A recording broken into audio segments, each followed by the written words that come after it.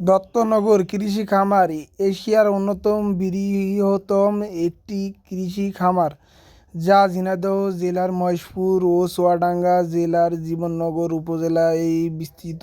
1940 সালে কলকাতার ঠিকাদার হেমন্তনাথ দত্ত এটি প্রতিষ্ঠিত করেন মূলত ব্রিটিশ সেনাবাহিনীর জন্য সবজি সরবরাহের লক্ষ্যে।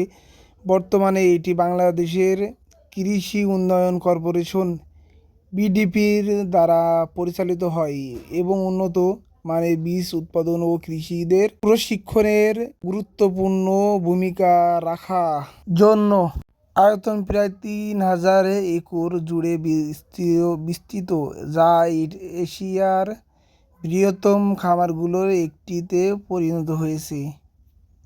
দ্বিতীয় বিশ্বযুদ্ধের সময় হেমন্তনাথ দত্ত এটি স্থাপনা করেন। 1947 সালে এর পাকিস্তান সরকার এটি অধিকার গ্রহণ করে। অবস্থান ঝিনাইদহ মহেশপুর উপজেলার সরেন্দ্রপুর ইউনিয়ন এর মূল অংশ অবস্থিত, যা জীবননগর উপজেলা থেকে সহজেই যাওয়া যায়। কিভাবে যাবেন? মহেশপুর থেকে বলবেন দত্তনগর যাব। দত্তনগর মহেশপুর থেকে 40 টাকা ভাড়া, আর বাসে গেলে 20 টাকা ভাড়া মহেশপুর থেকে, এবং আর খালিশপুর থেকে গেলে সরাসরি যাবেন 20 টাকা ভাড়া ওখান থেকে।